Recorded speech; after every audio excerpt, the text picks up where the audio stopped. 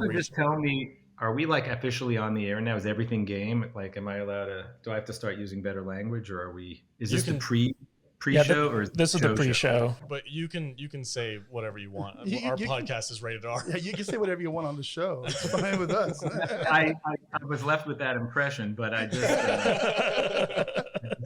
Yeah, he's like, fuck you, you're cool. You're cool. Be nice to Kofun, you assholes.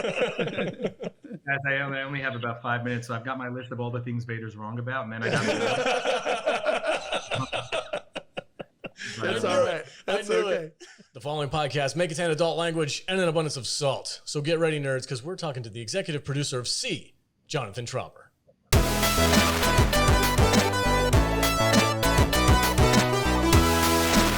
Welcome, everybody, and thank you so much for joining us on this special episode of the Salty Nerd Podcast. I'm joined, as always, by my fantastic panel of nerds. MattVader 74 is here. Welcome, sir.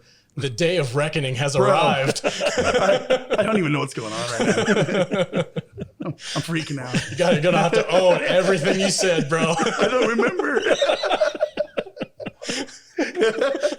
So it's like, Kofun. I'm sorry. Also here, the frustrated producer of our show, MattVader. Welcome, sir. This is the interview I've been looking forward to the most, because this is the man with all the answers. Yes. So we need to get to the Tropper. Oh, God. This one. There it is. He had to get it in, didn't he? I had to. You can hang up right now. And I totally understand. And the man of honor himself, Jonathan, thank you so much for coming on to our tiny little podcast and talking with us nerds about this fantastic show that we love so much. How are you doing? We love nerds. It's all good. We're, very excited to be here.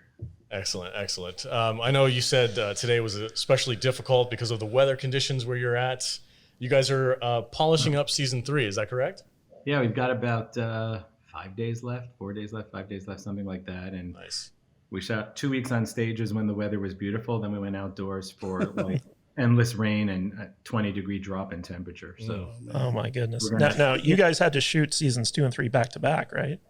6 weeks apart, yeah. Which I will never do again. Which no one should ever do. So yeah.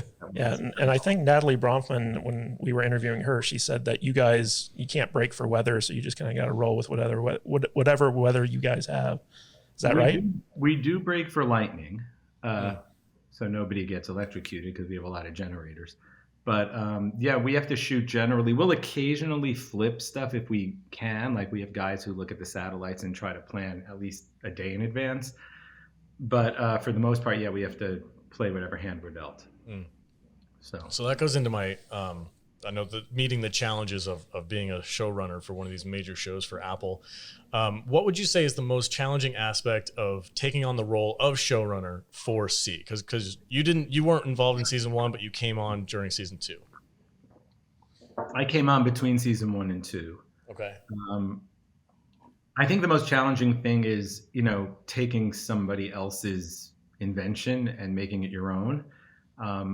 I didn't create the show. When you create a show, you're the expert, right? You've invented everything, and so you know everything. When you take on someone else's show, it takes a while to feel like the expert, especially, I inherited a show with a lot of experts. Mm-hmm. So, having to come in and sort of gain the trust of everybody and say, I understand that's what you were doing in season 1. I want to do something different now, and not alienate everybody and gain their trust, which did not happen overnight.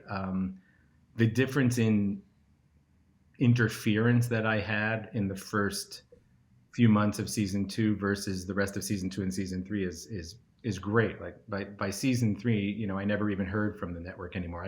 They probably weren't even reading the scripts anymore. But by in season 2, like every move I made got questioned and discussed, and so I think the hardest part is just wrapping your arms around it and letting everybody know that you've got it. Nice. Now I noticed that your name is listed as a writer for the season finale of season 1, which is the House of Enlightenment. So is that when you came on the show and you wrote that episode with Stephen Knight? No. Also, when you see 2 names on an episode, they almost never wrote it together. There's a trick you'll learn. I mean, I don't fully have it, but there's a difference between somebody A&D someone else, and somebody ampersand someone else. It's all Writers Guild stuff.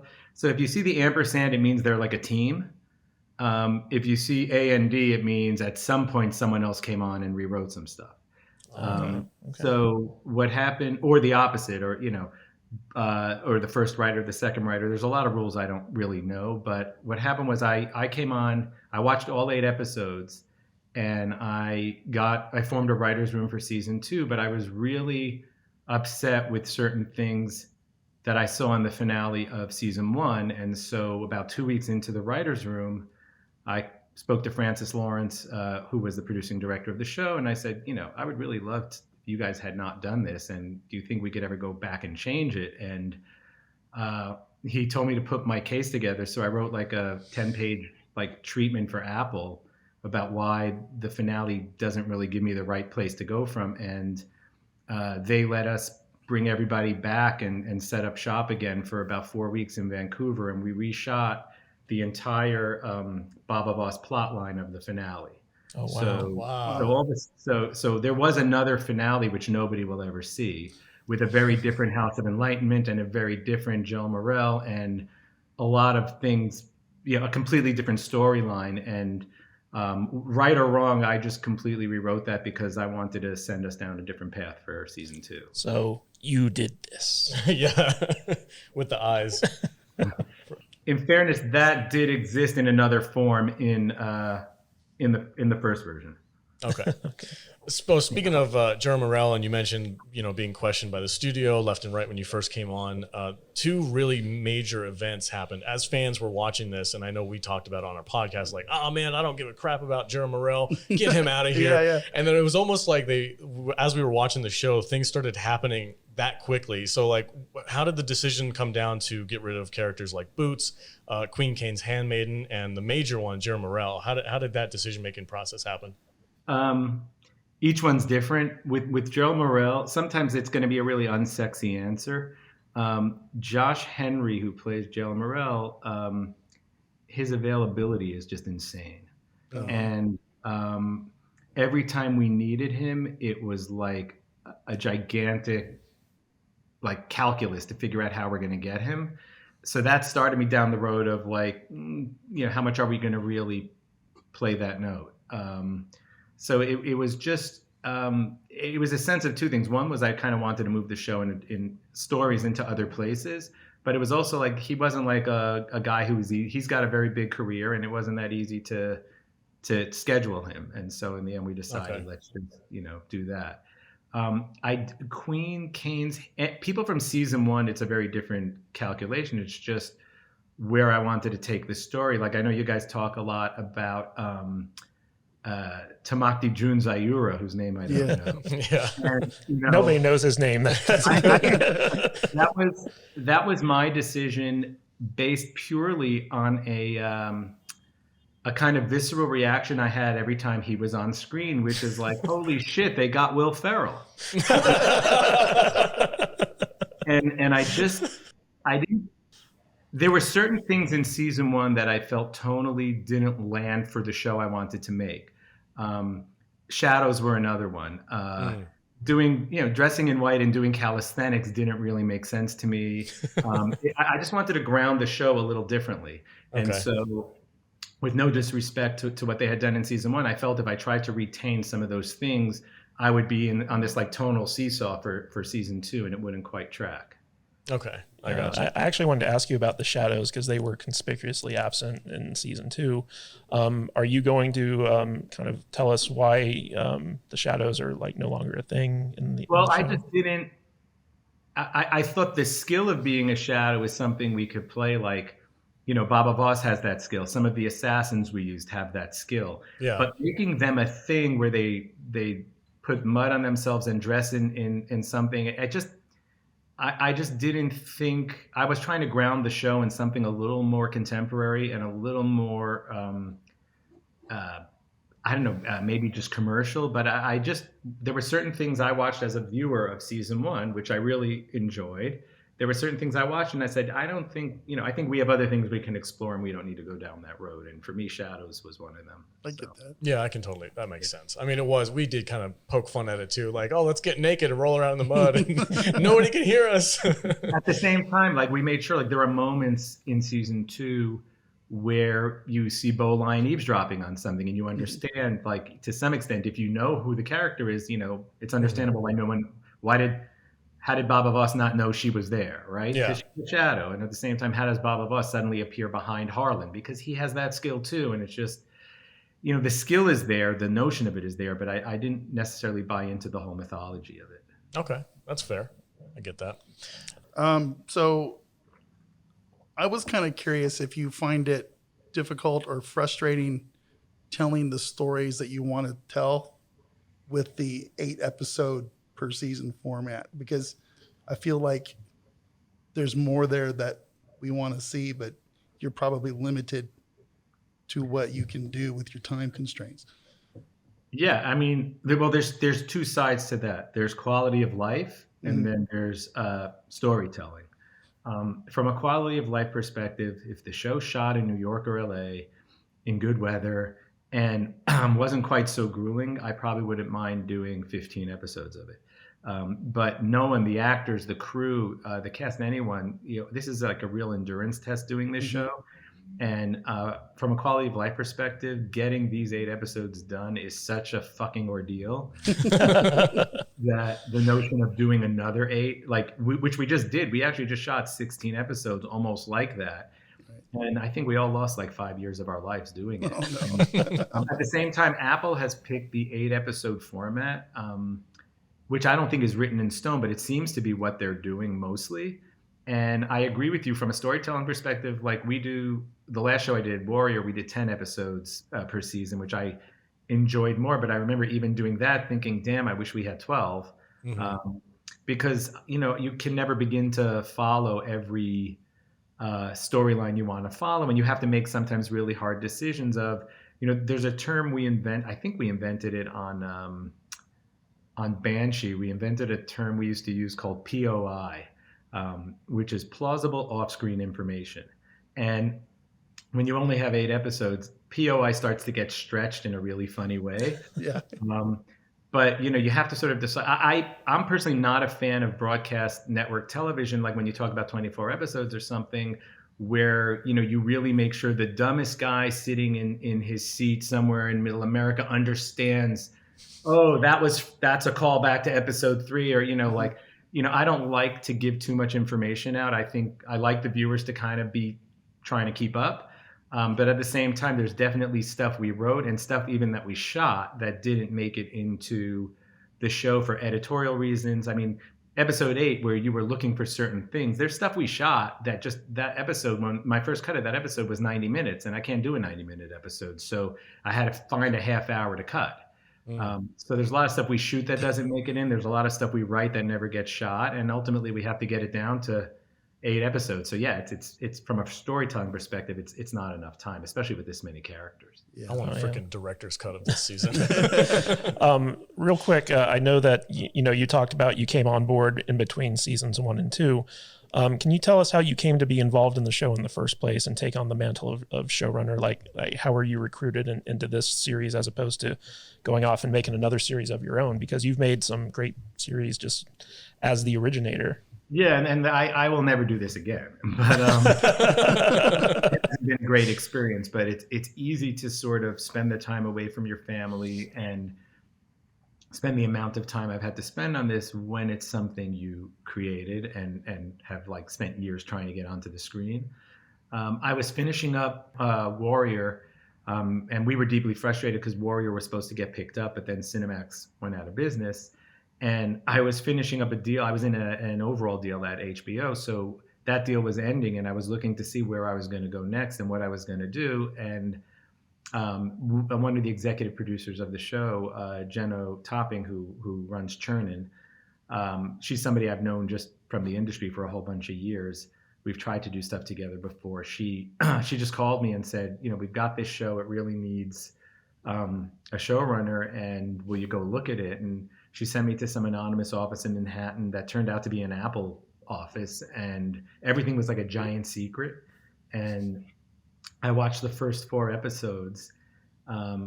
They were still cutting the last ones, but then they sent me the rest. And I had to meet with Apple. I had to meet with Peter Chernin, and then I went and had breakfast with Jason. And Jason was so passionate about the show and so excited and had all these ideas about it. And I just, it was the notion of like, I could spend another year or two developing something, or I could jump into this, like there's this giant machine here and I could kind of take it on, work in partnership with him and with the other producers and figure something else out. And I'd never worked on something quite this big with this amount of budget and this kind of footprint. We have a giant footprint. Like when I've been on set once or twice where Jason has remarked to me that our footprint is bigger than Justice League. Like it's just gigantic. So it was just the opportunity to do something really big.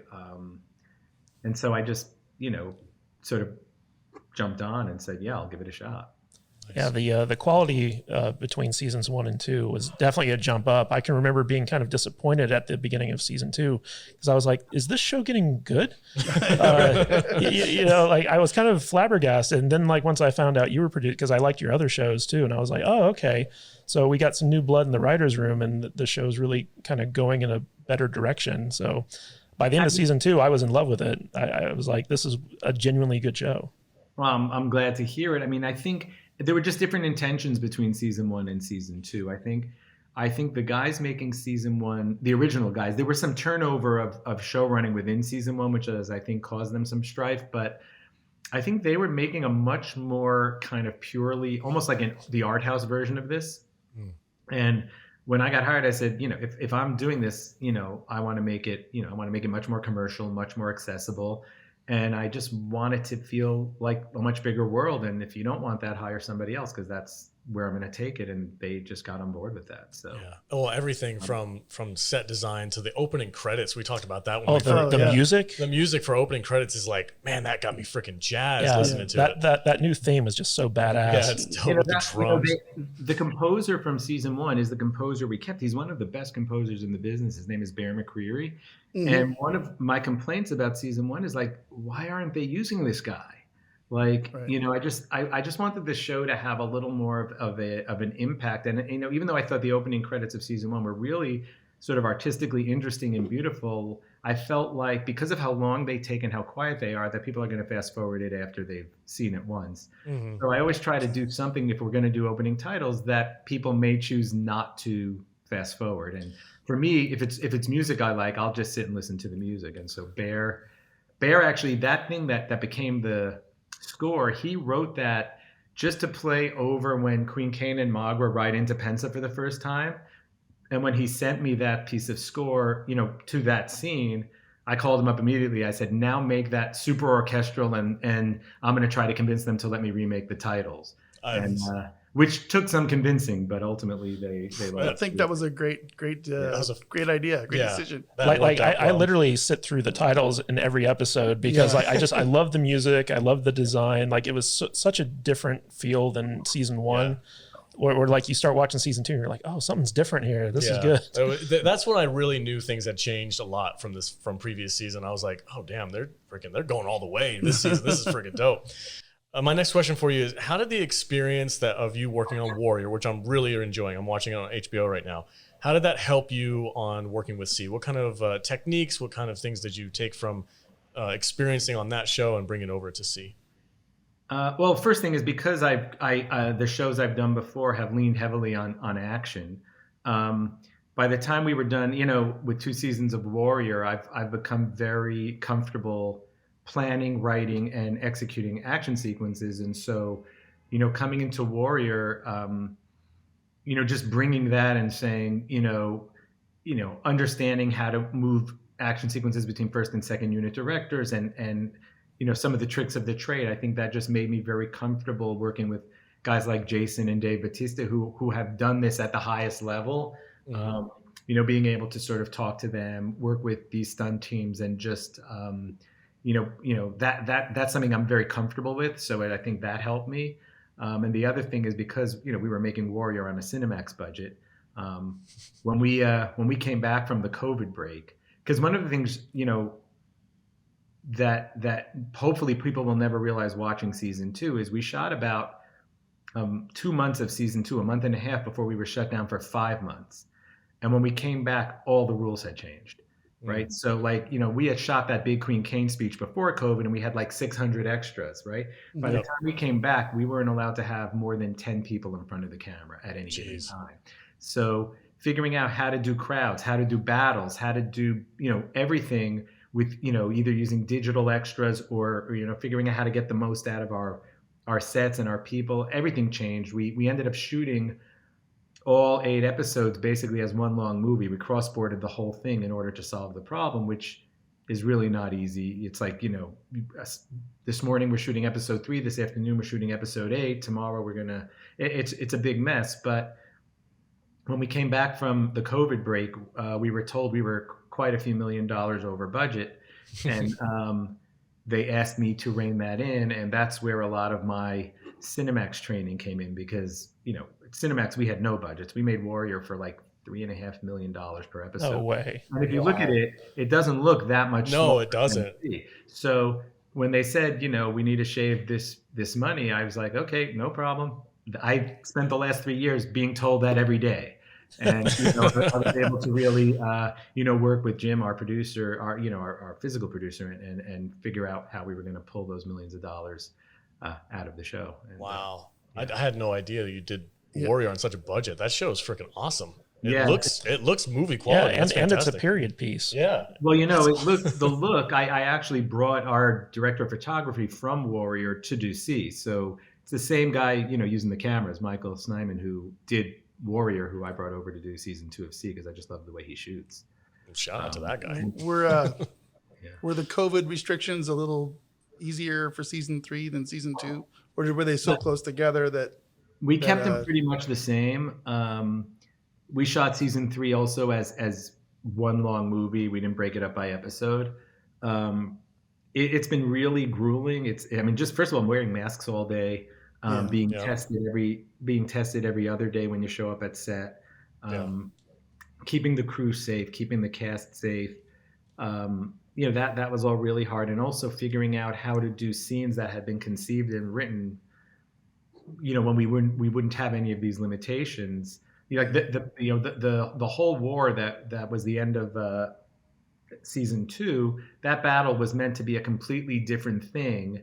And we had to completely reconceive it because there was no way to do what we wanted to do with any of the COVID protocols in place. And so everything had to be rethought and there's whole sequences that had to be scrapped. And it's been a whole added nightmare. When I look at season 2, I just think like, I hope it stands for what it is. But at the same time, it's like a miracle that we got any of it done and that we never shut down again because nobody got sick. That's great. Yeah, that's very important. Something like 30,000 COVID tests in season 2, and only eight positives, and never any spread. So our that's COVID team. We appreciate you guys working so hard, man. It's amazing. And I know I think the thing that comes to mind for me is like, where was the compass? I wanted to see more compass people. Right? And now him telling me like, oh, we had so many restrictions, we couldn't have that many people on set. It makes so much more sense now. And I'm like, okay, I get it. I got it. Yeah. So, you are the head honcho, you are God when it comes to the C universe. So I have so many questions about just what goes into this universe that I'm hoping you can answer us. So the first thing I want to know is... I'm going to interrupt just by saying Steve Knight created the show. And so Steve and I have only ever had one conversation.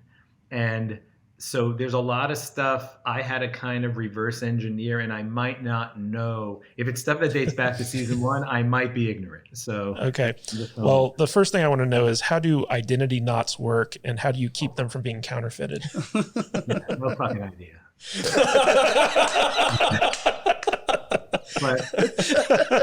but presumably, just to back up a minute, I think one of the ways we treat the world is it's not like everybody went blind last year, and it's not like everybody went blind 20 years ago. It's been blind civilization for 500 years. So there has been an evolution, and it's not that they're superheroes, but there are certain senses that have become much more heightened, and certain skills that have been taught from birth for generation to generation. And one of them is reading knots. And I assume that knots made out of a certain material, woven a certain way, that have certain insignias woven into them, that a Trevantian officer who guards the border can feel a knot and know if this knot came out of the Trevantian Office of Knots or whatever it's called, or or if somebody made this out of something else. But in general, I don't know. Yeah, I've always been fascinated. I mean, I'm one of those weirdos who's closed my eyes and I've touched Braille and I have no clue what's going on. And it just, the ability for blind people to be able to read that as writing and as a language is bizarre. Well, tactile. It's incredible, so I can only imagine what your other senses would do after 500 years of, evolving. Yeah. I guess, because it would kind of heighten them and super them up. Just look how badass freaking Tamakta June is, man. Yeah. And it's not, there's probably some level of physical evolution, but beyond that, it's just, if you think about what we spend our time from birth learning, right? So the people in this world spend their time from birth learning something completely different. So they have a whole other way of walking, talking, running, fighting that we would never understand, but we can't sort of put our own abilities on that and say, well, how are they doing that? It's like we have to just assume that they've been raised from birth to do things differently. Okay. So can we get an official statement as to how long it's been since the collapse of society to the time period of Baba Voss? Because in the first season, we were told centuries had passed, but we're never given a clear idea like how long it's been. So can you give us a definitive answer on that? And I can give you my answer. I've heard multiples. I believe it's been about 500 years. If you ask, I've heard one of the cast members say 600 years. I've heard 400 years. It's never been 100 or 200 years. Okay. And so we played a little bit fast and loose with the deterioration of certain things versus other things. But in general, the idea is that this is like, about 5 centuries. Like we're in the 5th century of this. Yeah, we had a lot of fun with you guys with the water bottles in season 1. That was season 1. That's not his fault. I know, it's not his fault at all. It's like 13,000 water bottles. A lot of bottles. water bottles floating around out in that lake. That was great. That was the day when we were I think that was when we fell in love with this show. We're like, wait a second. How many did that freaking Gather Backs dude make? 13,000 water bottles? That's insane. Every day for 20 years. Yeah, 20 years or 17 years. We saw the return of all the discarded tires in the season finale of this. This season. Yeah. It's a lot of fun. I know we poke fun at this show, but we do love it. Speaking of poking fun at things, I'm sure you're well aware at how much we love Kofun. And my question to you, sir, for season 2, we know he's going on a journey, as Jude would say. Why is it that he always seems to either be the butt of a joke with other characters around him, or he gets the short end of the stick? And do you have a through plan for this character to kind of like bring him out of that realm and up into like being on the same level as his father or Tamakta June or somebody like that? Yeah, does Archie just owe some of the writers money or something? Here's the thing. You're all wrong. But what would listen? And by the way, you can never tell a viewer they're wrong, right? Because how you take it in is what it is, right? I can tell you what our intention is, and what our intention was, and it was not done without a lot of thought, is there's 2 things. First of all, 18-year-old boys are just fucking assholes, okay? Fair. Okay? And there's a level of arrogance. There's a level of not knowing what you don't know. And behind that all is a level of tremendous insecurity, okay? You have a guy whose father's basically the biggest alpha anywhere he goes. And he's never really, because he had this little secret of sight, he's kept himself a little bit away from everybody. He's been a little separated. He doesn't have his sister's sort of arrogance in believing that, they're chosen for something better.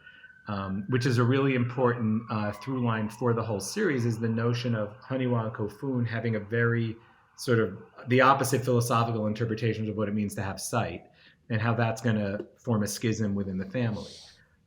So you have this kid who's 18 years old, and basically an 18-year-old kid can wake up on Monday and say, you know what, I just had an epiphany and I'm going to be this guy. And by dinner time, he's like, fuck that, I'm going to be this guy. Mm-hmm. And look, that guy's pretty cool, I'm going to walk like him from now on.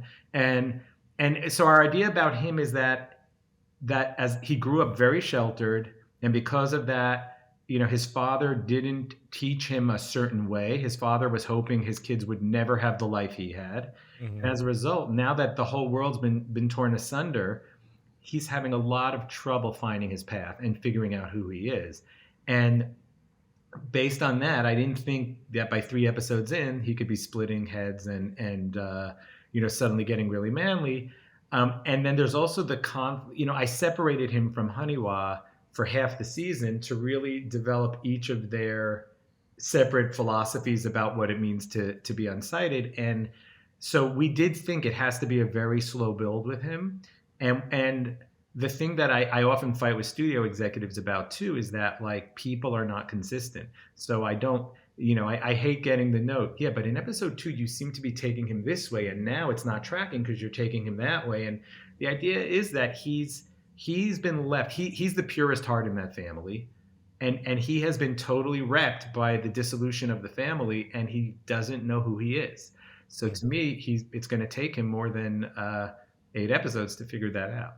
But we definitely do have a plan, and I do think he's going to continue to do. And by the way, if you are this sounds like a weird thing to say, but if you are getting aggravated by him, it means we're actually doing it right. And I do feel my heart does go out a little bit to Archie, just because he gives this his heart and soul, and he's very intelligent, and he understands that. And I was actually talking to Hoon before, Hoon Lee plays Toad, and he was talking about how it takes a certain commitment as an actor to willingly come into scenes knowing you're going to be made to look like an asshole. Mm-hmm. And he talks, Hoon was telling me about the scene where he swats away Archie's sword, right? Yeah. And, Hoon was talking to me about a lot of other actors would fight that beat in the scene, mm-hmm. right? Would say, well, you're making me look like an idiot. I should at least be able to hold my own till X, Y, and Z. And Archie fully commits to that path. And I do think there's something noble about Kofun once he emerges from, being a teenage, fucked up, sort of, sexually dysfunctional kid. And, and we'll get to see it. One of the things I wanted to ask you is that, so in the very first episode of season 1, for the battle scene, we see all the Alkanists smear mud on their face. And in the season premiere of season 2, we see Baba Voss do that again before he infiltrates Travantes. So I was kind of wondering, what's the purpose of the mud on the faces? What does that accomplish for the characters before they? For me, for the most part, the shadows do it too. It masks your scent. One of the things a lot of people can kind of recognize in themselves is, it recognizes, of their own people, of their own tribes, of their own cities, is sense. And so if you don't want to be sort of detected going into a room or coming somewhere, it becomes a mask of your scent. Yeah, we speculated that it had something to do with either scent or peacock feathers and horse shit. Peacock feathers and horse shit, man. That's where it's at. We talked a little bit about how you kind of separated Kofun and Haniwa. Haniwa is one of my favorite characters in the show, and I love her aggression. She's ready to fight at a moment's notice. There was a scene in season 2 where she was kind of confronting the compass for the first time. They were kind of throwing some shade her way, and she was ready to go down. But there was something that she said in the season finale that I was very confused about, and I was wondering if I could pick your brain about it. She said that she felt like all sighted people were on the same side. And that kind of goes against what I felt like was going on with Jerome Morel and his kids and the House of Enlightenment, where she would want nothing to do with them, yet they're sighted. Did her mind change? What was her mindset when she said that line? Well, I think Jerome Morel was a huge disappointment to her, but her overall philosophy, the irony about Haniwa is that Jerome Morel sold her out for his larger vision of what sighted she was a means to an end for him. The Travantians were a means to an end for him. Mhm. Like he was going to build something, and he needed, if he didn't have their protection and their cooperation, they'd end up decimating him, right? So making his deal with Ito gave him protection from because the Travantians would have wiped out any sighted people. That's their that's their law. So he made a deal to keep himself protected from the Travantians, and at the same time he sold her out as part of that deal. But the irony is she hates Jel Morel for that, but she actually has the same philosophy, which is that the world, the sighted need to bring light back into the world, and the sighted are gifted and something special, which is what Jel Morel thought. So when she tells that kid, we're on the same side, everyone around us pretty much wants to stamp out sight. So regardless of whether you're Travantian or Pine, if you can see, we're ultimately going to all come together and build a better world. And that's exactly what Kofun thinks is the path to destruction, is starting to establish the sighted as like something better or something other. He just feels like we should all, why can't we all just get along? Okay. Gotcha. So welcome to the show, Jude. Oh, thank you. I'm sure you have a ton of questions. Go ahead and take it away. Hi, Jude. Hi. Thank you so much for making the time for this. No, my pleasure. this to I've happen got today. about 3 minutes left, so whatever you have. No. Okay, I'm gonna just fire them off at you. Who's the big bad? When is season 3? Will we like Kofun? So who is the big bad of season 3? I'm going to say very little about season 3. Okay. So including that. Okay. Is it another wrestler? But here's who it's not. JCVD. Oh. Well, we're not watching season 3 then. I'm ready to flip this table right now. I'm so angry. So when are we getting season 3? We have 5 days left of shooting. Probably about 6 months of post-production. I mean, if they go on the year cycle, which I think they will, it will come out exactly a year, whatever. I think we came out at the 1st of September or something. September is my guess. Okay. I haven't been told that, but I believe it's on the annual cycle now.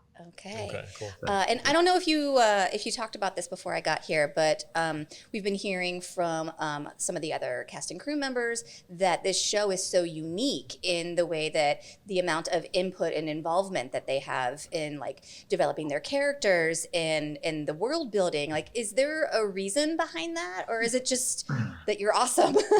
Well, that you're just like a really cool guy? Well, first of all, they were there before me, right? Mm-hmm. A lot of them were there before me, so it'd be really arrogant for me to come in and say, forget everything you know. I'm going to tell you who your character is. Like, they spent more than a year, really building these characters. So I needed to sort of get into their heads of how they understood their characters, and occasionally, then say, okay, I hear that, but what about this? But it has to be collaborative. When even shows I've created, I try to be that way, because the best investment you get from an actor is when they've had a hand in creating their character. There are very few actors who show up and just say, okay, give me the words. Where do I stand? They're working with you to create it. And I think you, especially on this show where I didn't get to really have a supportive writing staff because of COVID and because of a lot of timing issues. I didn't have any other writers down there with me. I didn't have any other writing producers down there with me. So the actors become the last line of defense when you fuck up, right? Like, Christian can call me up and say, you have Tamaki Jun saying this thing, but in season 1, I said that thing. And also 2 episodes ago, this happened. And I think I should just say this. And it's a lot of helpful eyes, because I was kind of in it on my own. But the most important thing is that, if you're going to do multiple seasons of a show with a bunch of actors, that they have to be invested in their character. And if you're just going to tell them how it is, they're going to phone in their performance. You're going to have a shitty show. Yeah, 100%. Can I ask, can you explain anything about the ritual scarring? Because we've had this headcanon thing since season 1 about how that the scarring on the faces is like their name and stuff like that. So like if they ever die, people can tell who it was, but we don't know for sure. Can you kind of fill us in on what the ritual scarring is all about? Well, so first of all, I can't really speak authoritatively on season 1 decisions.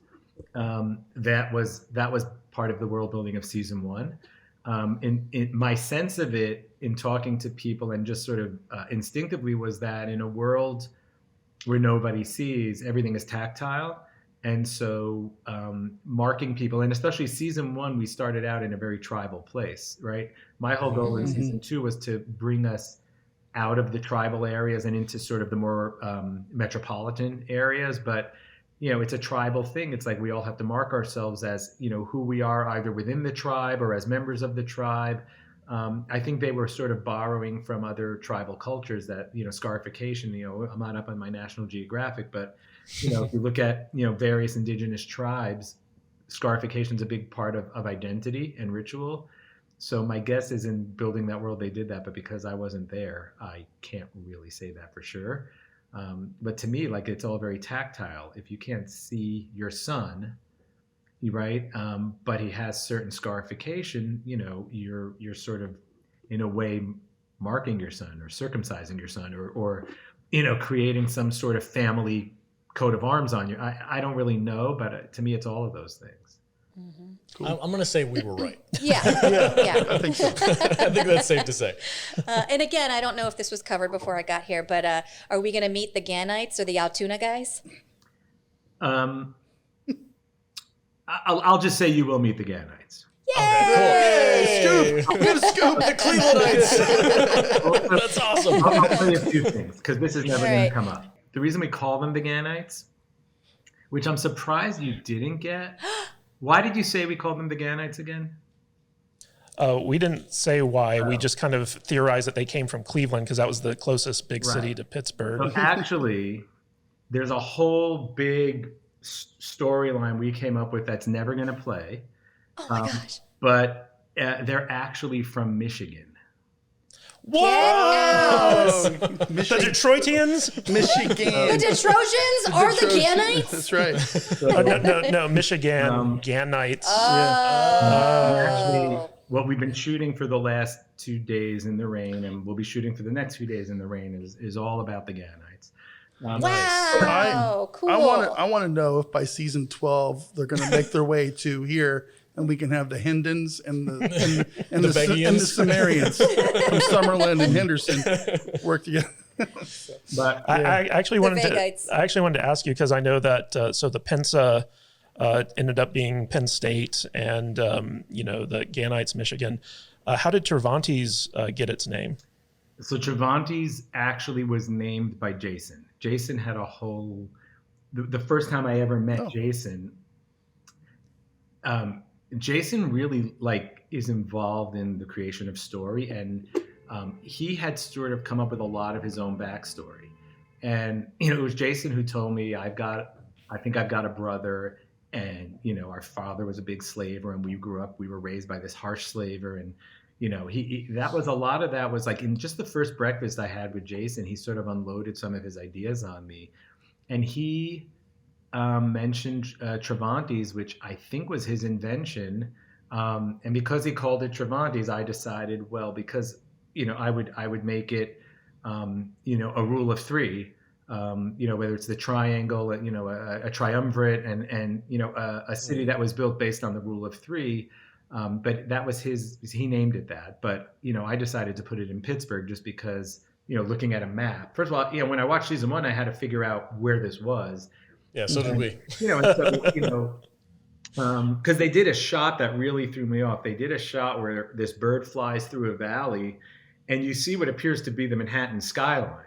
And I'm just like, wait a minute, is this upstate New York? And I spent the first few episodes thinking it was upstate New York until I found out about the Kinzua Dam, and it was easy to figure out. The Alkany are the Allegheny, and so I realized it was Pennsylvania, and so we went to Pittsburgh just because I wanted to create the urban decay of a big city.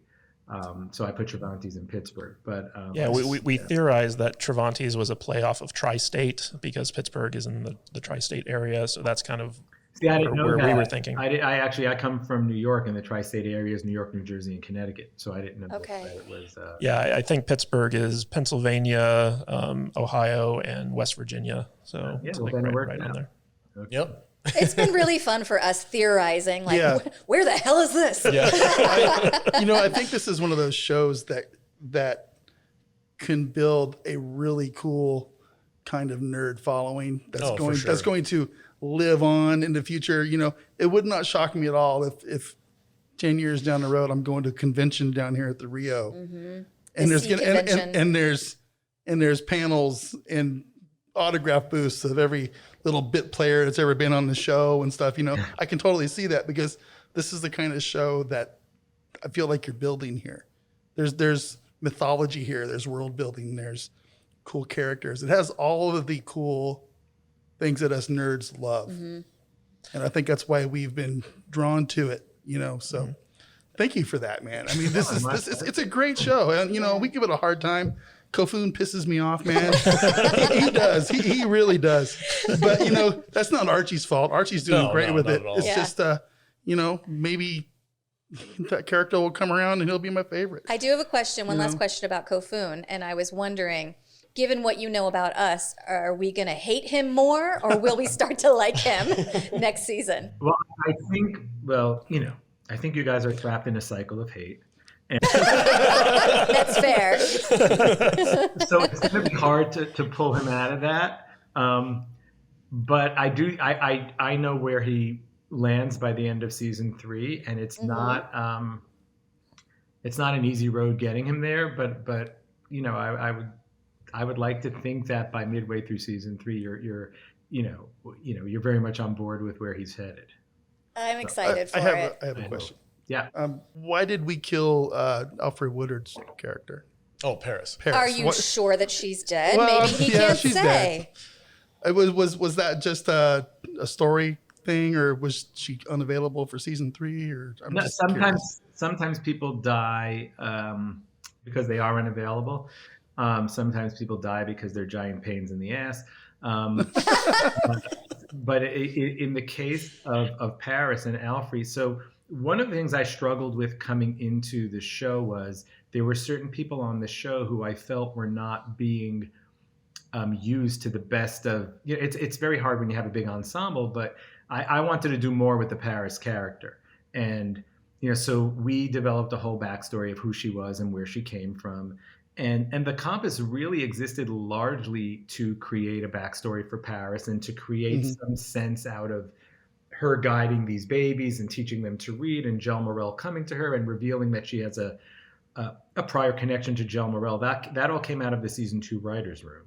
And so I felt we gave Paris kind of like a little more real estate as opposed to just being the babysitter or, the aunt.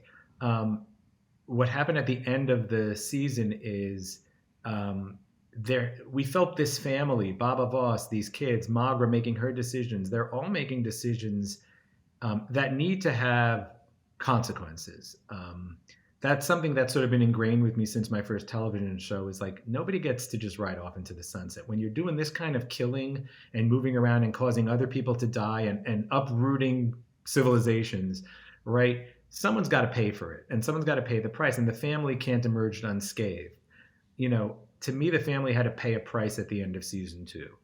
And, if I wasn't going to kill one of the kids who I think are too important to the plot of the show, and I wasn't going to kill Baba or Magra, who's the person that could actually generate the most emotional motivation at the beginning of season 3? And that was Paris, which was not a decision we made easily, but it felt like, the family had to pay a price. Was she upset when you told her she was dying?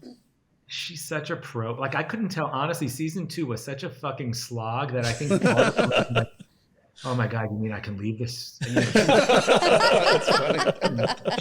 She was really like, I thought a lot about it, because she was, in a way, she was very much the mom of the show. She's beloved by everybody. She's a great actress. But, I suspect she had to be out there in the cold. Like, she had to be out there freezing her ass off the same way everyone else was, climbing up icy mountains to get to where we were going to shoot her. And also, she couldn't go back and forth because of the pandemic. There was a period where we were all marooned here. Oh, man. So, I don't think she was that devastated to be told she doesn't have to spend another 6 months here. She's like, I can make a movie in Hawaii. I think, yeah. And also she's like a total pro. She's, when I met with her before I took over season 2, she wasn't even sure she was coming back for season 2. Like, she was like, do I need to get a job? Like, so I think she knows there's always more work for her. So Yeah. I wouldn't really worry. One of the things that you did with the season finale that I really liked, and I know me and Vader kind of fought about this on the podcast, but like how you kind of dispersed all the main characters and sent them on their own direction. And the one that we fought about the most was Baba Voss himself, where he is so dedicated to his family. He spent most of season 2 trying to get back to them. And then once he was there, he had to go to war for them. And I felt like after all that struggle and all that loss and realizing that his kids are no longer kids anymore, that he just went off into the woods to be Baba Voss in the woods. And Vader was like, that's not how he would have acted. He would have stayed with his family. So can you tell us where that direction came from and what your idea for that character, how that kind of came about? He's just going to get dinner. Okay. Oh shit, I was wrong. God damn it. Going bear hunting. Yeah, going turkey hunting. Gobble, gobble. I thought he was probably going off to like get back together with the mountain tribes to like become their leader and unify them. No. Fine. I'll decide how much I want to give away here. Here's the thing, and I think based on a number of reactions I've heard, if we could have teed this up a bit differently. But to me, what's happened is, obviously, Magra has chosen a life for the family that he hates, right? Mm-hmm. And to me, the interesting thing about Magra's struggle all season is how much of this is really being done to protect your children, and how much of this is personal ambition, right? How much of this is that was supposed to be my birthright 17 years ago, and I want that fucking crown, right? Mm-hmm. So Magra has made a decision that he doesn't like. He doesn't feel cut out to live this life. He does feel his children are getting older, but the other thing is, he just murdered his brother. Yep. Right? Mm-hmm. And this is a guy who killed his father, and now he's killed his brother. And so to me, and this is something that you like, I kind of, once I knew we were writing season 3 while we were shooting season 2. So I kind of looked at them as one long story in that sense.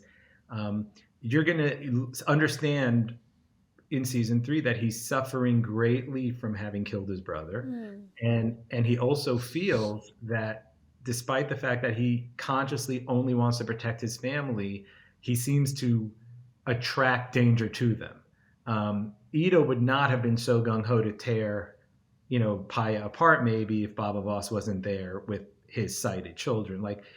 So I think part of him feels the best way to serve his family, and his ideology is slightly warped by his grief over killing his brother, is to be away from them, that he's actually a danger to them. Right. But it won't necessarily, it's not going to last, obviously. Part of the show, we're not going to, Yeah. But yeah, so the idea was just that he is suffering greatly from having killed his brother. I got one more question. Okay. What is is there a, I don't know how to say it, Stargate Atlantis? Will there be any more Stargate Atlantis actors? Stargate Atlantis actors, yes. There's 2 things I'm going to tell you. I don't know how much of a surprise they'll come to you. I've not seen the first 6 seasons of Game of Thrones. Oh, wow. All right, I only watched, I guess it was the last 2 seasons, because my wife and my son both watched it, and I got sucked into it. You pulled an Alex. Yes. Watch the end before the beginning. So I heard on a podcast, I think it was you guys actually, talking about how each character is meant to be like a character from Game of Thrones or something, and I don't really know the characters of Game of Thrones. I only know who. I always call him the wrong name. It's not Sticky Fingers. It's Littlefinger. I don't know who that guy is, because when I was trying to cast the role of Harlan, everybody kept saying, "Oh, he's like Littlefingers," and so then I went and I watched some of Littlefingers. I said, no, I don't really want him to be like that, because you can see that guy coming a mile away. I want us to actually feel like this somewhere in there is a real heart. Like this guy might actually be, we won't know, is this guy noble or out for himself? Like in any given minute, he may not know himself. And that's why I learned about Littlefingers. But, I'm not a big Game of Thrones watcher. I've never seen a single frame of Stargate Atlantis. What happened was we had this role of the military, and Jason would very often call me up and say, can you please look at this person? So for the military, he said, do me a favor. My buddy Joe would be great for that role. Yeah. And so we cast him. And then when I wrote the character of Tormata, I was talking to Jason, and he was asking me questions about what Tormata is going to be like. And one of the things that was really important to me about Tormata was that he be able to give these really weird speeches, which you haven't seen yet, but you will. Cool. And Jason said, I know the guy. and he didn't tell me these are both guys I was on Stargate Atlantis. That's exactly what we thought happened. Yeah. They're like, oh, Jason got his buddies from Stargate. That's so Jason. He's just like, I got a guy. Well, one of the things Jason, is really big on is, he's become a lot bigger than all the guys who were bigger than him when he was coming up. Mm-hmm. And he's very good about sort of wanting to show respect and pay back people who were good to him on the way up. Mm-hmm. And so he's always thinking about who we could bring in, people he knows. He'll text me in the middle of the night a picture of some actor and say, can we do something for this guy? And that's great. That's awesome. Yeah, he's very into that. So I have a picture, I don't know if I still have it on my phone, but somebody actually sent me a picture from the internet of a poster of Stargate Atlantis that had Jason, Dave, and Joe Flanagan and then some woman. And it was like we were shooting that day with two of those three. And I'm like, we're just basically shooting a sequel to Stargate Atlantis. That's right. That's awesome. Well, what's also funny is when Tormata was introduced as the greatest scientist in all of Travantes, and I'm like, Dr. Rodney McKay is the greatest scientist in all of Stargate. I was like, it's a perfect casting choice. Was he a good guy or a bad guy on Stargate? Oh, no, he was a good guy. Yeah. He was a good guy. McKay's a good guy. Tormata's not, but Dave Hewlett's just like the nicest guy you could ever work with. Like That's awesome. He's great. I love David Hewlett. Speaking of working with actors, my last question for you is, if you could pick any actor ever to cast in this show, who would it be and why? And why is it JCVD? No, it's not JCVD. We're going to wear you down. That's a good question. I'd have to really... Any actor for this show? Yeah, is there anybody that you've always wanted to work with that you would like to cast in the show? I don't know. I'm drawing a total blank. Season 4 is going to be awesome. Yeah. Is it one of us? No. One of my favorite actors, I've already worked with him, but one of my favorite actors is Timothy Oliphant. We love him. I would do anything with him, so I'd certainly love to see him on this, but I don't have a role in mind. I just What are the odds of getting Anthony Starr to come on for an episode?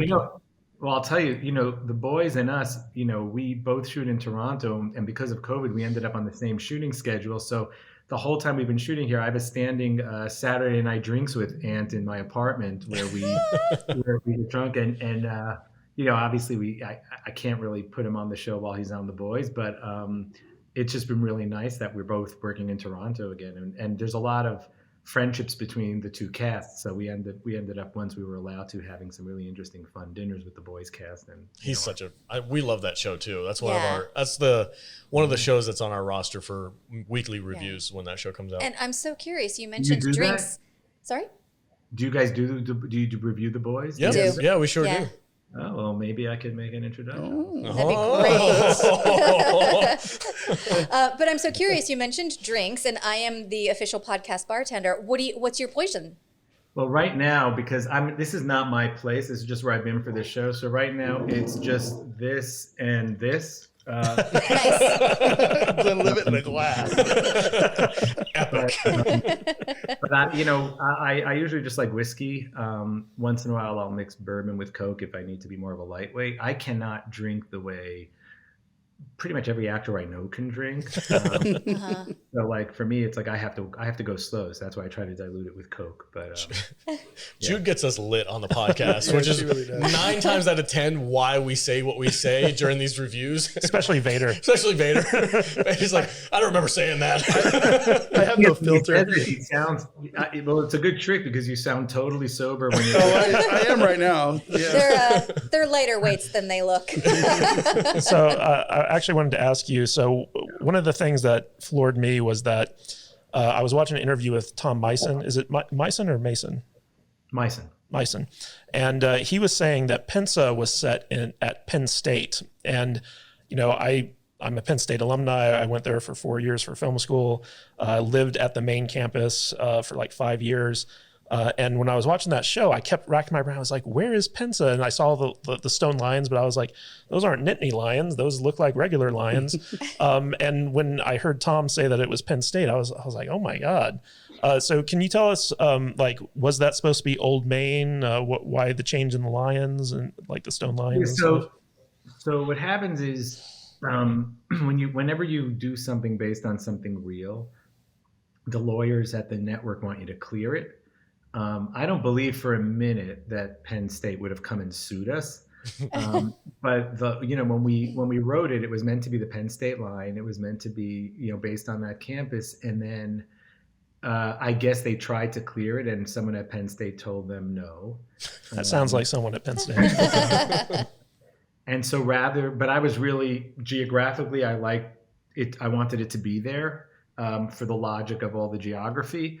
And so we decided to just change everything enough that it's not actually Penn State, but still do enough to say a little bit of fuck you. We're going to do we made a different line and we made different buildings and we did it a bit differently. But, because also, Penn State and Penn State College is also the town, right? So it's like, but that's geographically where it ought to be. Yeah. Cool. Well, but it's not Penn State. Yeah, stick it to not Penn State. So keeping with the Pennsylvania thing, your first show, or at least your first big show on Cinemax, was Banshee, which was set in Banshee, Pennsylvania. So I'm wondering, are you tempted at all to do like any crossover or mention like a Banshee tribe in the show, like just like a little something to kind of create the Tropperverse? If it went long enough, sure. Like I always do a little bit like. On our show Warrior, the Irish pub is called the Banshee. Yeah, I noticed that. Yeah, if there was time. I mean, I've cast so far 3 actors from Warrior are have been on the Compass Girl. And Olivia and Hoon are Hoon's from Banshee too. So yeah. My headcanon said that Toad was like a long lost or great grandson of his character from Banshee. It could be. Create the Tropperverse. I have trouble believing that Job, who's his character on Banshee, would procreate. But considering like who he was, yeah. But no, I don't do anything without Hoon. He's in everything I do. Nice. Yeah. So why did you kill him off? Well, he pissed me off. No, when I wrote the character of Toad with Hoon in mind, but it was always meant to be a season arc of a guy who goes from witch finder to actually dying to protect a witch. So it was always meant to be sort of an awareness arc for Toad, a redemption and transformation of Toad. And then he was meant to die at the end of the season. And again, like if I had not killed him, if I had not killed him, like nobody would die on the show. Did you think he was going to become such a fan favorite character? Because everybody loves him. Who, Toad? Yeah. Yeah, everybody loves him. I mean, every show I've ever done, Hoon becomes a fan favorite. He's quietly subversive, so he gets in there. Speaking of fan favorites, I would love to know what it's like to work with Sylvia on those scenes where our favorite queen decides to pray to the gods. If and when I ever do get her on the podcast, I would love to ask her about how, like, when she read that first scene in season 1, and then she does like a double take, and you're like, "You want me to do what now?"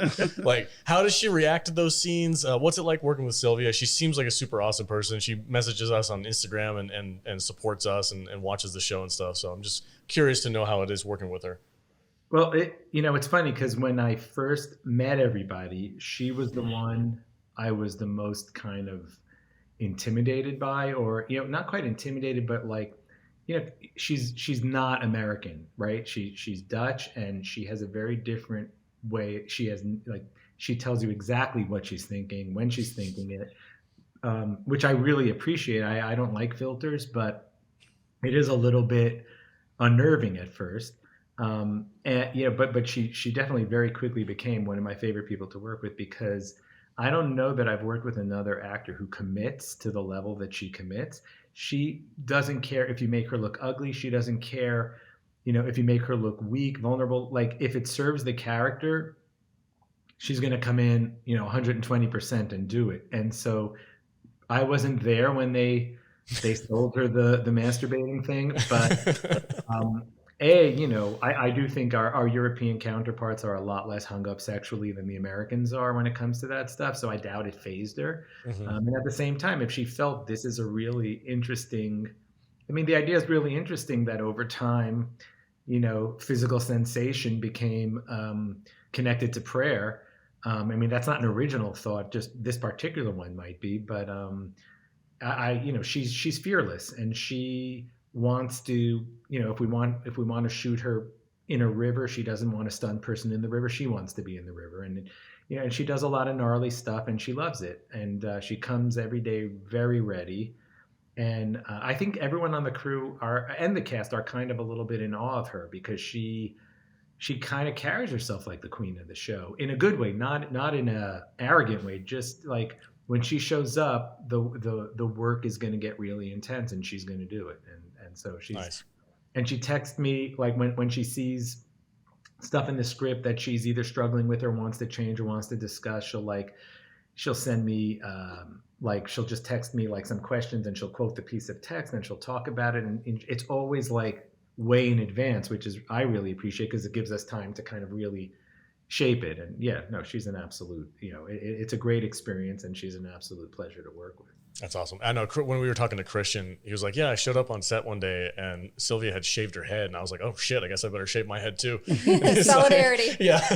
Well, they're really old friends. They've been friends for a long time. But she's fearless. That's awesome. So one of the things that I wanted to ask you about is I was listening to the official Foundation podcast, and David Goyer said that Apple made him basically kind of tell them all 8 seasons he had planned for the Foundation show. So I was wondering, do you have a plan for future seasons of C? How many seasons we can expect? And do you have them like kind of mapped out already? No. I've never really done that. Sometimes I'll know, like, I know how the show's going to end when it ends. Like, I know it's the same thing. I used to write books, and it was the same thing. I know what's going to happen in the first 30 pages, and then I know what's going to happen on the last page. How we get there is going to depend on a lot of factors. So when we did season 2, I had very little planned for season 3. And then when I was told, guess what, you're going to have to do it immediately because of Jason's schedule, it became a nightmare to actually have to sit down, and while we were literally shooting season 2, really start planning season 3. We had to have a whole separate writer's room that was going on simultaneous to the shooting of season 2, and I had to bounce back and forth, and it was, I did not have a plan, and Apple never asked me for a plan, but at the same time, I didn't originate the show. So maybe the reason David Goyer was asked for a plan is because I'm not sure that there was one for C. So now that might be the new thing. So kind of along those same lines, you already kind of touched on the fact that, you kind of came up through the Cinemax school of TV show making, dealing with the budgets and stuff. What has been like the biggest difference jumping from working with a company like Cinemax to a company like Apple? Like, can you tell us a little bit about the difference between the studios? Yeah. Well, there's two things. I mean, I don't know how deep you want to get into sort of the world of streamers, but Apple and Amazon Prime are unique in that compared to every other company that's doing this, these divisions do not need to turn a profit, right? Amazon wants to make quality stuff because they want you on Amazon Prime. They also want you to buy shoes on Amazon Prime, right? It makes them sort of a stickier website, a stickier place to be. So, and that's a bit reductive, but the point is that Amazon doesn't need, presumably, making these shows is going to make many more people subscribe to Amazon Prime, which is then going to make many more people shop Amazon, right? Mm-hmm. Apple is a gigantic company that wants to offer every possible service and product that will meld with the products they sell, phones, Macs, iPads, whatever. So making their own content is a natural extension that when you buy all their devices and you're also doing Apple TV Plus, they're making all this great content for you. But Apple, the amount of money Apple spends on their shows, which is a ton of money, in the scheme of the larger company, it's really not. It's not a big part of their company at all. So what they want to do, the people running the TV division don't feel that way. The people running the TV division want to make the best content out there. The same with Amazon, right? So what you have are people who, they're not going to say, hey, we're Apple, don't worry, here's another $30 million. Like, that doesn't happen. But what does happen is if you come to them and you say, listen, guys, here's what we're doing. Like when I went to them to do the reshoots for season 1, I go, here's what I'd love to do. And it would be great for the show because of X, Y, and Z. And if they believe it and you can make the case for them, they will come up with the money for it. When I was working at Cinemax, there's no argument I would make that would get me any money. Because Cinemax's hard and fast rule from HBO was you will never make a show for more than $3.5 million per episode, like period. And I had a lot of fights, more on Banshee than on Warrior, but I sort of developed a technique of pulling a really cool sequence out of a show and then sending in the rewritten script. And then, the executives would say, oh man, what happened to that scene? And I would just say, we can't afford it. And everyone so every season I would do that game with them and I'd maybe get another $200,000 or $300,000 to shoot something. But with Apple, like, you can make the case to them, we need this to make the show great. And if they believe it'll make the show great, they'll support you financially. Look, I wanted to bring in Dave Bautista, and bringing in Dave Bautista was not cheap, but Apple immediately saw the value to bringing in Dave Bautista, and they just said, yeah, go get him. And if I had said to Cinemax, I want to get Dave Bautista, they'd say, no, you can't get Dave Bautista. Yeah, it was really, we just saw Dune in theaters and seeing Dave Bautista on screen. With Jason Momoa. And I'm like, hey, those are the guys from C. Oh, look, they made up. Yeah, that was cool. Oh, speaking of Dave Bautista, we've always been wondering the giant scar on his head. This is the guy to ask. What is the deal with that giant scar? So, Baba did that, didn't he? We don't have a specific area for it, but the notion is that Baba's father used to make him beat him, almost every night for a long period of time, and at some point in that session, Baba sort of beat on his head and caused that. Okay. It's not his brain sticking out. You were right, Jude. I was wondering, are we ever going to get any kind of backstory to how the virus that wiped out Sight came about and the collapse of, is there ever going to be like a bottle episode where we see a flashback? With 8 episodes, we really don't have the room to do that episode. One of the writers, very good writer who worked on season 2 with me, wants to pitch Apple an entire show of the year of the virus. Oh, that would be great. Great. Which I don't know if people really want to see a virus show right now. They do. Yeah. I'll take it. Yeah, for sure. But one of the things that the way I've treated this, and there's no right or wrong answer except mine is right, is that the people today don't have, in our show 500 years later, it's not a virus that's kept them blind. What happened 500 years ago is the virus wiped out 90 something percent of humanity. And those that were left, it did something to their eyes that genetically altered them moving forward. So there's no virus to cure now. Okay. Now, what's happening though is that somewhere embedded in the genetic code of certain lines is still the ability to be born with functioning eyes. And it just follows certain people's genetic codes that manage to avoid the full damage of the virus. And just because I know you talked about this, we had once pitched in the writer's room, and even to the point where we talked to Apple about it, we had a scene where you went into Tormata's laboratory and actually saw like him, like you saw sort of skulls of wolves minus their eyes, and you saw like Travantian soldiers with wolves' eyes, and you saw all these things he was trying to do. And we decided it took the show into a supernatural realm that none of us believed. Like the notion that, you guys can't figure out how to like, run a car, but you could figure out how to connect optic nerves from That's fair. Yeah. But the notion of the scarring on Tormata's eyes, which you've seen now, he has at least experimented on himself to some extent trying to do it. Wow. Cool. But never, awesome. Never succeeded. So you kind of mentioned about spinoffs. I want to pitch you an idea right now. Can we get a spinoff on the palace guards and like what they hear when they're guarding the queen? Yeah, and it's just them sitting around the dinner table telling their families the crazy shit that happened in the palace. Just choked that bitch queen.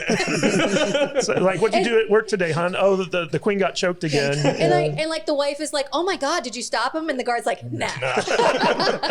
Yeah, but when the royal family is choking other members of the royal family, you just stay out of it. It's not if an intruder came in to choke the queen, maybe they'd wake up. I don't know. I kind of just want one scene with the palace guards. Is like, did you hear what Kofun just said to the queen?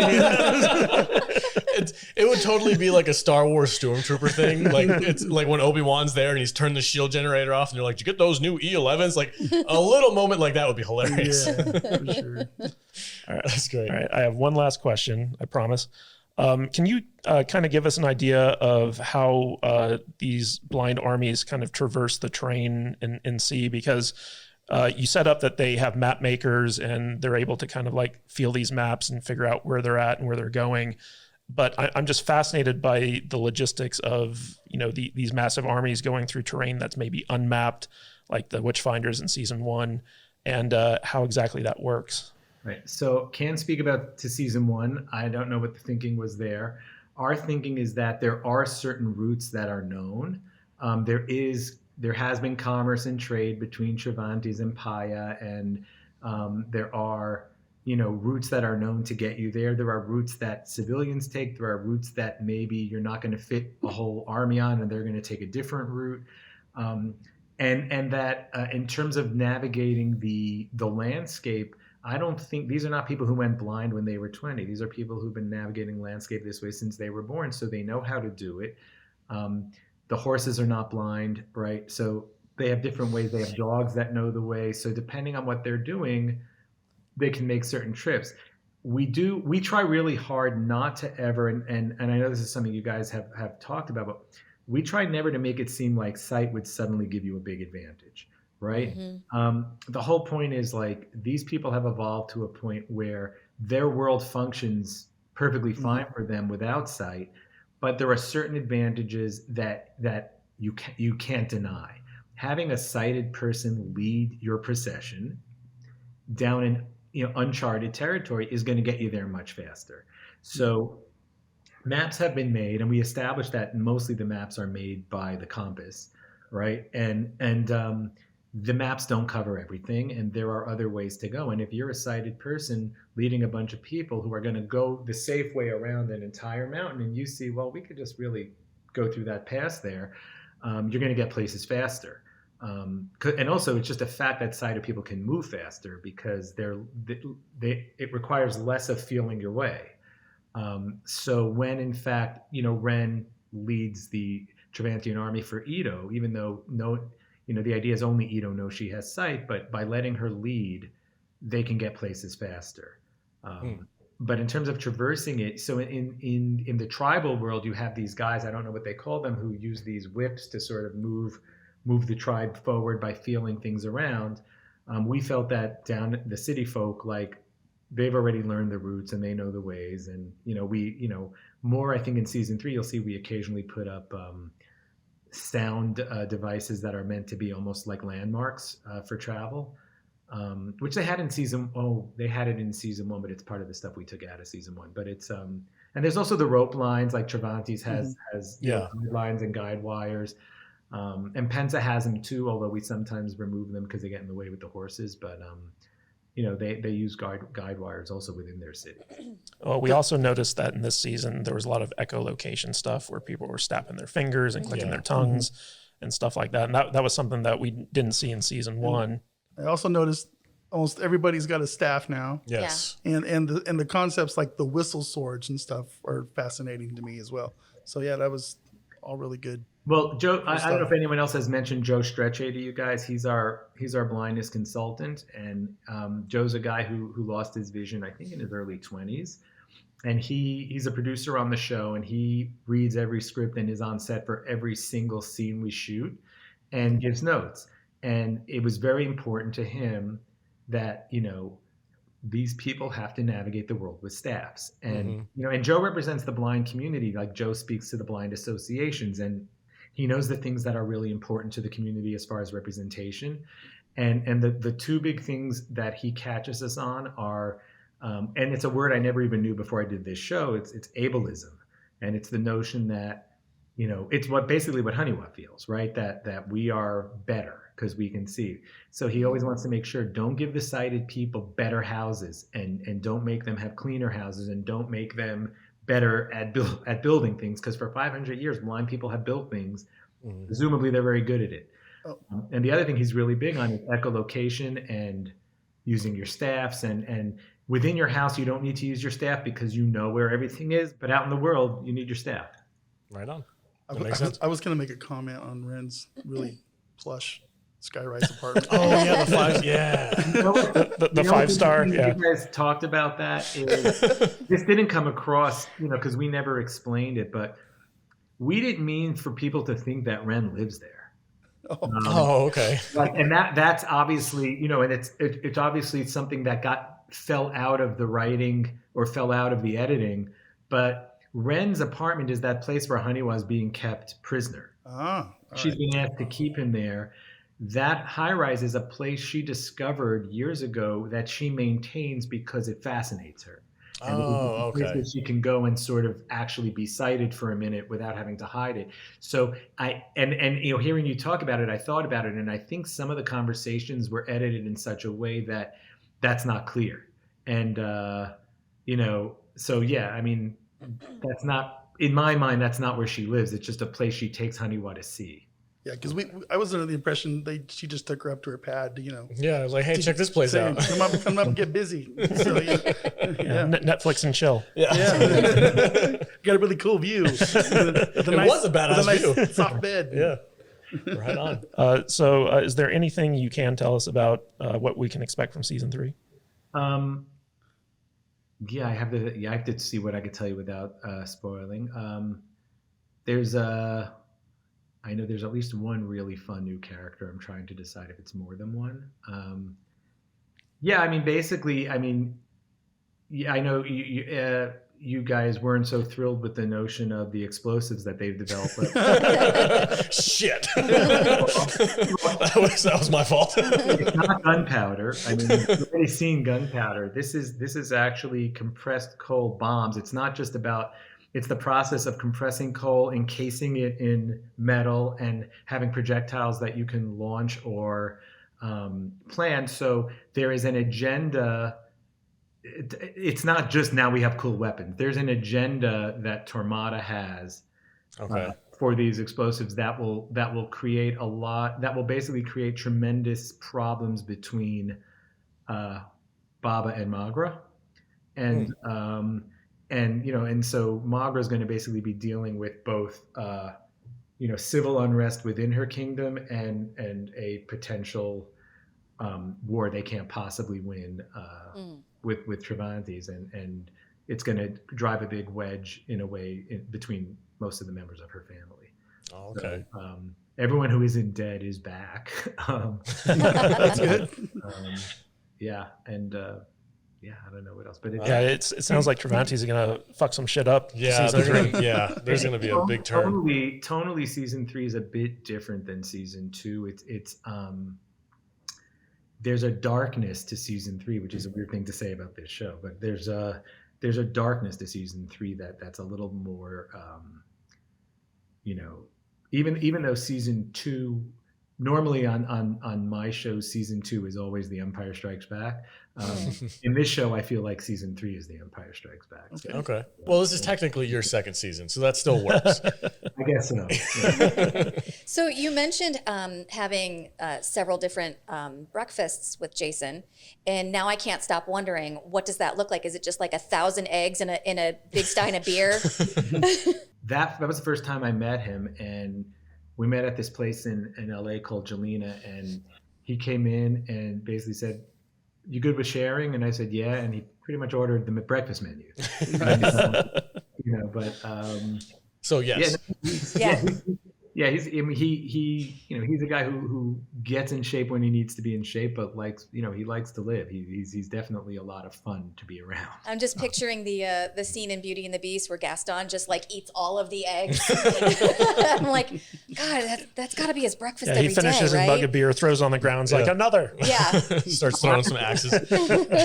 Right on. Training, I don't know what his in training diet is, because when he's in training, he doesn't go out and do those meals. So so I don't really know, but I do know that he got into wicked shape for season 3, but not for us. He was doing it for Aquaman. But he's when he trains really hard, and when he's not training, he lives large. Nice. I want to. When is Ito or Baba Rock going to come on with Dwayne Johnson? It'd be his other brother, his younger brother, the Rock Voss. Rock Voss. One of the challenges we have is casting believable adversaries for Jason. Mm-hmm. Because this is the only show I've ever worked on where when people are auditioning, we make them slate their height. Because it's not just Jason. I mean, Archie's taller than Jason, and which I didn't realize when I watched the first season of the show. I wondered because I had met Jason. I'm like, why is he not towering over these people? Yeah, he's a little bent down, but still, Archie is 6'5". Wow. Nesta is, I think, my height, maybe an inch taller. Hera's about my height. So it's a really tall cast. The first time I met them all was at the premiere of season 1. And I just felt like the shortest guy around all of them. It's just I'm going to stand here next to Alfred. You can't do that anymore, unfortunately. Yeah. But with Jason, anytime we go up for casting, I'm like, if Jason's going to have to fight this guy, he needs to be at least 6'3" and powerfully built, or it's going to look like Jason's just pounding on some poor schmuck. Right on. Well, Jonathan, thank you so much for joining us today. I'm really, really grateful for yourself and the rest of the cast and crew for checking out our little podcast and having a good sense of humor and a thick skin. We really appreciate it, man. And is there anything that you would like to say to our viewers who watch the podcast and who we've gotten at least a couple of them to sign up for Apple TV just to watch this show? Yeah, we have. No, we love it. And you know what the thing is, it's such a serious undertaking making the show, and we take it so damn seriously that we probably annoy the shit out of each other and ourselves. And so listening to people sort of roast it a little bit, I think it was just a welcome antidote for all of us. Because this is the hardest show I've ever seen get made. And it's just it's a physically grueling experience to make this show. So we've just really enjoyed, listening to you guys just make light of all our hard work. It's been well. Well, it's been so fun for us to obsess over everything that happens in this show. And I'm sure you're aware that we just, going into season 2, we immediately were like, holy shit, this is a whole new show. Like it's just miles, it just keeps getting better and better. And I'm just obsessed, and I'm glad I finally got these guys on board. And I can't wait for season 3. Yeah, if we didn't love the show so much, we wouldn't be talking about it as much as we do. And I can't take credit. Like, I had definite ideas about what I wanted to do with season 2, but obviously the entire cast had to sort of be on board with it. And I think everyone sort of came together and just said, let's make a much more the season 1 guys built us this great platform, and we're like, let's just extrapolate that out into something way bigger. Part of that was also informed by the fact that coming from Cinemax, I didn't exactly know what this budget could buy.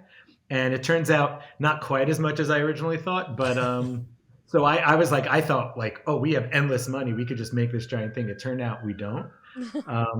But still, it was a lot of fun to just build out the world in a really, big way and add many more characters and just, keep growing it. So, nice. Is there anything, any other projects that you're working on that you'd like people to know about, or has this show just kind of encapsulated your whole life? I mean, I'm always working on, I work on the feature side. I have a movie I wrote coming out sometime in early 2022 with Ryan Reynolds. That's like a sort of a science fiction action comedy that's coming out then with Sean Levy directed it. That's the same, Sean directed Ryan in Free Guy. Mm-hmm. And so I had made a movie with Sean a while back. So we have that coming out in February, and I love that movie. I think it's sort of the movies that I grew up loving. It feels very much like a modern version of the movies from the 80s. And then I'm just working on a bunch of movies, and Warrior's going back into production come September. I love Warrior. Freaking stoked. That's awesome. So how did that come about? Because we had heard that it got canceled. It was never canceled. The network was canceled. Cinemax, once HBO, when AT&T bought HBO and all the mergers happened and HBO Max was launched, they decided Cinemax would no longer make original programming. So that began sort of a year-long campaign of Shannon Lee, Justin Lin, and myself trying to get HBO Max to put Warrior on the HBO Max platform. We tried to get them to pick it up. They didn't pick it up. But eventually there was some turnover in who was running HBO Max, and it eventually became the same guy who runs HBO, who, we all have long-standing relationships with. So he put Warrior and Banshee and the Nick onto HBO Max, and Warrior was just like a runaway hit. Mm-hmm. And so I just sent him a note to thank him and said, by the way, we could do more. And he just immediately responded, and Justin and Shannon and I, got on the phone with them, and then we went and got all the actors back, and that's fantastic. That's awesome. I'm so stoked. Has anyone at Apple or yourself heard of Norseman? We'd really like to see more out of that show. Where's that on? Netflix. It was on Netflix and it got canceled, and it's just a brilliant show that we've been shilling that one as well, and we'd love for them to get some Apple money. Yeah, for sure. Well, Apple's like not looking to be Netflix. They're not going to make like the volume of shows Netflix makes. They see themselves much more as like what the original HBO was. Like they want to make their prestige TV. Yeah, they want to do that. So it's hard, like, because I'm in a deal there, and I'm like, hey, let's make this show. No, we're not going to make that show. Well, you have to kind of really thread the needle for them. But if you do thread the needle for them, they will put out all the stops to make the show. So, I've really enjoyed working with them so far. Oh, that's great. Right on. Yeah. All right, guys, that is it. Thank you guys so much for joining us on this podcast. And thank you, Jonathan, for joining us as well. We really appreciate it. It was wonderful to meet you and be able to talk with you and have you tell us that we're completely wrong about a bunch of things. We normally are. That's fine. We're used to it. And I'm sure. Else, you are also sometimes frighteningly right about it. And we've talked about that. First of all, some of your guessing was really good. Because this doesn't happen, I don't think it's a spoiler to tell you. We did have an entire plot line where not Sibith, but Magra was going to go get the Ganites to help. Like that did exist in some form or another before it got quashed. And like some of the stuff you theorize is stuff we've either really considered, or in some cases it was stuff that you were 2 episodes away from seeing. Oh no. And then there's stuff that like you ask that are really good questions, like, you know, why couldn't the guys on top of the cliff push the boulder over? And I gotta be really honest, that never even occurred to me. Because, you know, it's a hero moment for Jason. So fuck you, nerd. We're basically a bunch of presages over here. but there's definitely stuff you occasionally point out where I'm like, oh, huh. we could have closed that loop. Well, we will be here for season 3 and beyond. So thank you so much, man. I really do appreciate it. Thanks a lot, guys. And Vader, where can they find you on your socials? You can find me on MattVader74 on the Twitter, Instagram, and YouTube. And I just want to say thank you, Jonathan, again, for hanging out with us today, man. It means a lot. My pleasure. Appreciate Thank you. We really do. It sounds corny, but we really do make the show for you. So it's very. You're sort of the encapsulation of the larger fan base. Just we really have enjoyed listening to it. Nice. We hope so. Jude, where can they find you at? You can find me at I am Jude Juju on Instagram, Twitter, and on TikTok. And again, thank you so much for your time today. It really meant a lot to us. My pleasure. And Matthew Kadish? You can find me at Matthew Kadish, Kadish on Twitter, and kadishbooks.com will take you to my Amazon page. And Jonathan, it was a pleasure to talk to you and get all these answers to questions I've had since season 1. So I really appreciate your time and your candor. And we can't wait for season 3. We're really looking forward to it. Thanks. And I'm your host, Alex the Salty Nerd. You guys can catch me on our Discord app where we have a chat dedicated specifically for C, and we will be posting a ton of material coming up here pretty soon. We have a couple other people on the roster for getting some more interviews, and we're really looking forward to talking about season 3 when it comes out next year. So make sure to like and subscribe if you're not already. Thank you for watching the show. And Jonathan, any final words for our viewers? Nope, I'm good. Thank you. I think we've said it all. All right. Everybody, thank you so much, and stay salty, my friends.